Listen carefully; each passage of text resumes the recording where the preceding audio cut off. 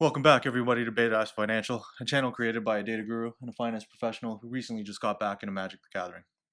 In today's episode, I'm going to crack open this guy.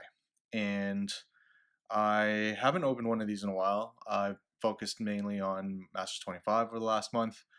Not to beat a dead horse, the cards have been on the rise and it's been easy to offload them, and buy lists have been pretty generous of late in that set. Ultimate Masters not so much, but still some of the cards in this set are incredibly valuable. Very high demand for some of the top cards in this set. And we're starting to see some of the lower end rares start to tick up. Seize the Day has been on a tear lately. But what I really want to do is, on a personal note, I've been mulling over this decision for a while, a decision for a while. So much so where I'm at the point where I just want to flip a coin and just go with it. But rather than do that, what I said to myself was, if I pull a top 5 box topper, I was just going to go with a certain decision. So yeah, super clear, I know, right? But so let's just go ahead and start the show. I'm going to start with opening the box up just to get it out of the way.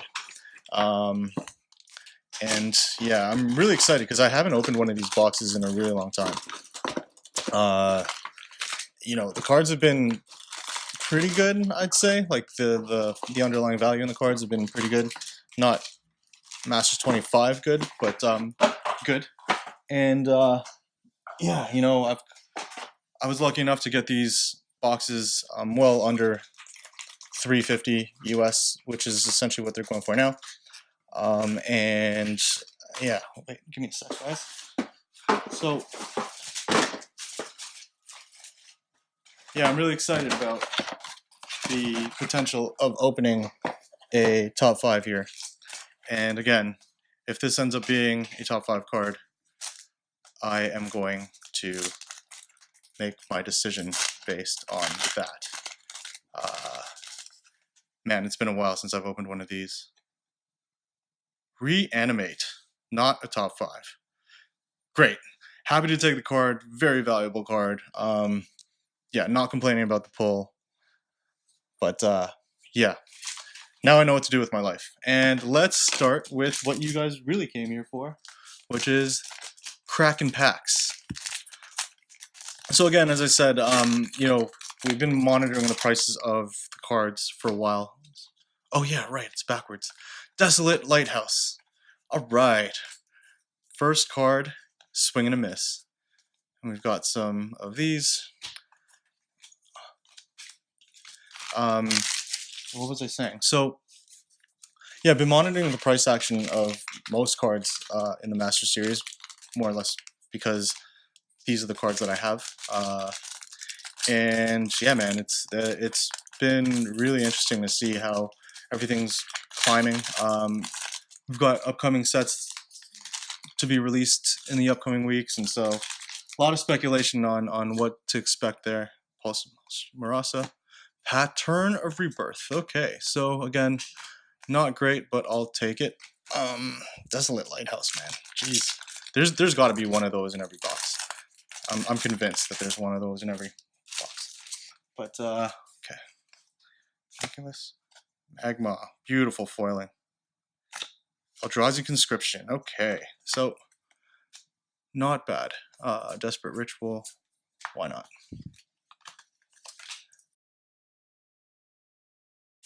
What I've been actually trying to get into more so now is understanding the value of non-Masters series. So if you guys have any, oh wow, okay. First off, yeah, Karn, great. We'll take that all day. Yeah, one thing I've been trying to get more into is understanding the market for EDH. It seems like it's a little bit trickier. The whole format I find really intriguing, and I think their EDH Rec is a really good site to go through as far as just data mine and stuff. But been looking at that to sort of diversify my understanding of how this all works. Seize the Day, boom, great. So there's a card that's been ticking up lately. Not sure why. But again, I think it, I might get crucified for this comment, but it might be because of some stuff that's happening in Commander. I don't know. But, suffice it to say, limiting my understanding of Magic to just Master Series is obviously super limiting. And so I'm getting much more comfortable with how this all works, and looking to expand my knowledge base a bit here. That's my foil rare, really? Okay, well, I mean, I'll take it, I guess. Engineering Explosives. Yeah, that card has gotten slaughtered, but again, very liquid. I'll take it. I'm not going to complain about the pull. Uh, yeah, so it's funny because I started when I got back into this. Ultimate Masters was all the rage, and I was really familiar with what was happening in this set as far as commons and uncommons and all of that, and things have shifted slightly. So I do have to refamiliarize myself with the cards. Ewit, there you go, another great commander card. Just learned that recently, starring Wildwood. Sure. So again, I mean, trying to broaden my understanding of the game, and so I thought that was a good way to go through it. Another interesting thing too that I'm starting to pick up on is like the meta staples the meta format. And so one thing, oh nice, one thing that I'm hoping reanimate, beautiful. One thing I'm hoping that I can pick up in that in learning that structure is understanding how to assemble decks and maybe just sell decks as a whole at a discounted price.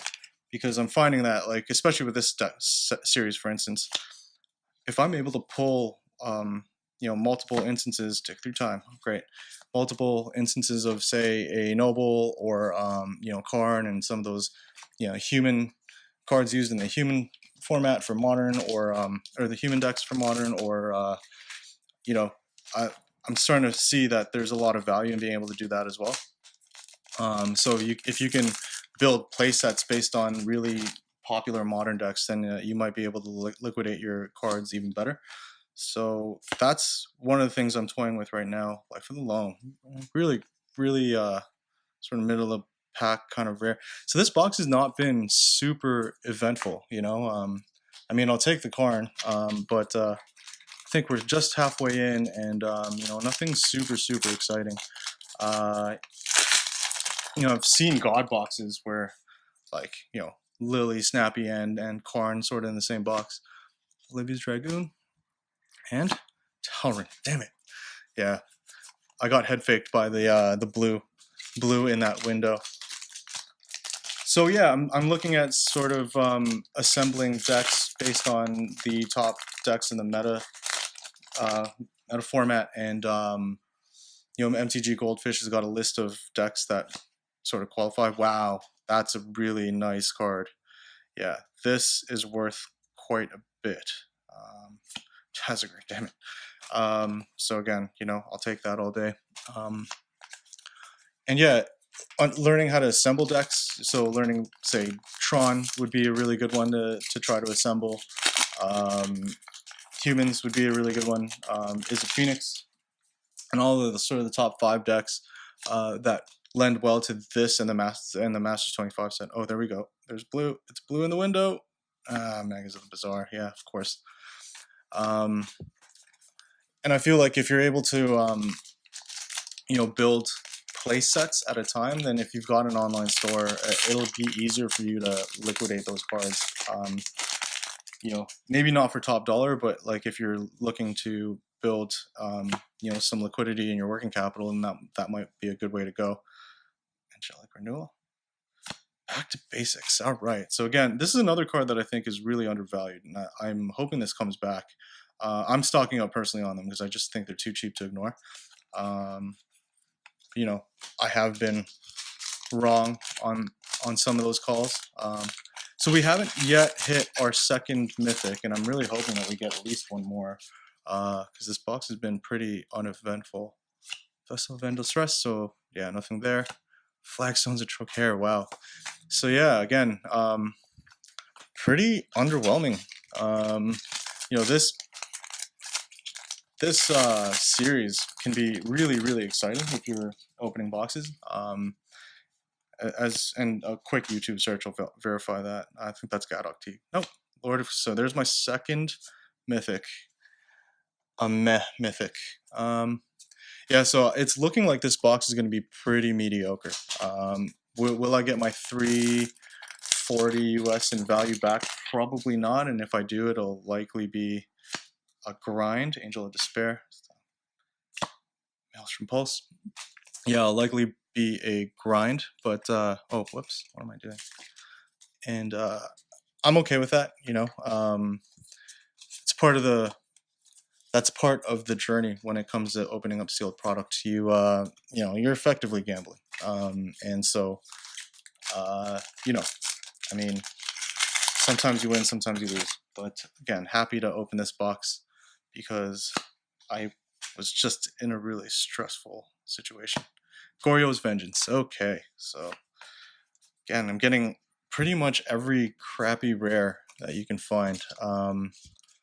It would be really nice if we could turn this around with a solid foil rare.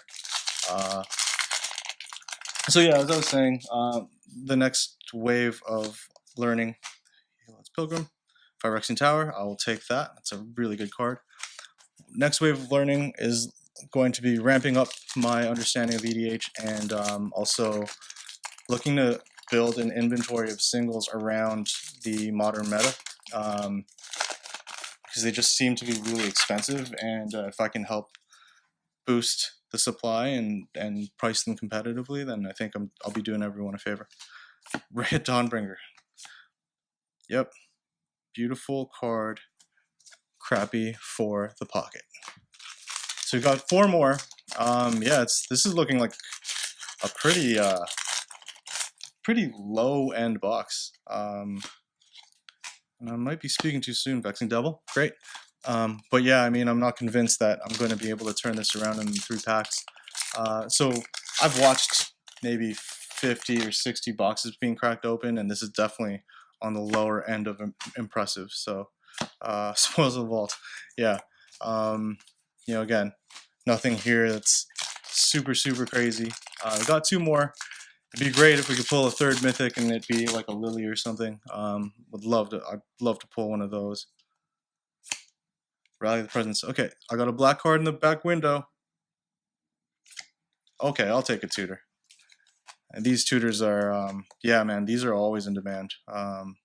Again, nice card. Yeah, those cards are always in demand, and happy to see that in the window. But again, I'll tally this up as per usual and see where I landed, but I'm not convinced that I made my money back on this. Last card, Bloodfold Connoisseur and green Vengevine. That's my 3rd mythic. Okay, so yeah, as I said, very mediocre box. Probably not, probably didn't break even on this one.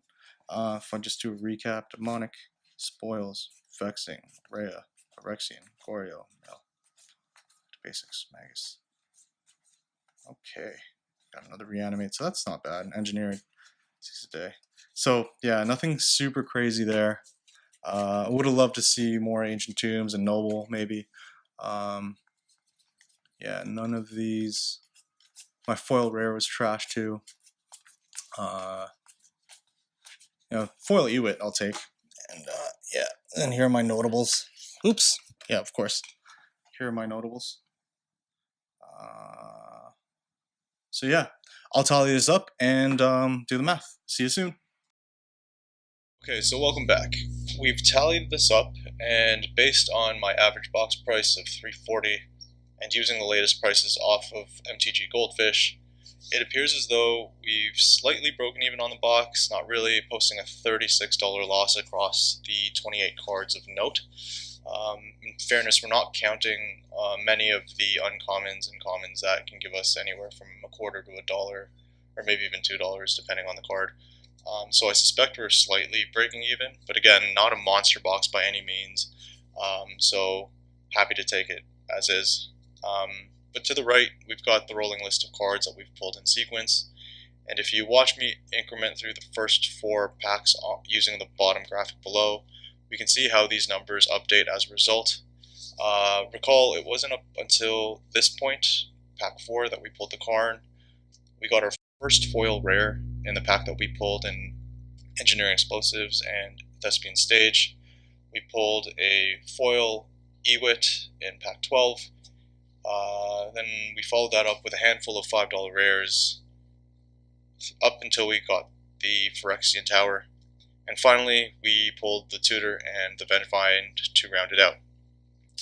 Now, though the box topper was cracked open first, I've pegged it to the end, and that's just to accommodate the graphic that you see in front of you. And I'm likely going to commit to this structure for all of the UMA unboxing videos going forward. So, although we failed to clear our hurdle, I'm happy with the outcome nonetheless, because the cards in this set continues to rise, and the process simply helped distract me for a short period of time as I mulled over a very stressful situation. Admittedly, this is not my first UMA box, only the first one I decided to record and post, and my luck with this product line isn't the greatest. On that note, thanks for watching. I hope that was entertaining. As always, please spread the word about the channel, as the applications for the work you see in front of you can be repurposed and retooled an infinite amount of ways. And as always, happy hunting, everyone. Cheers.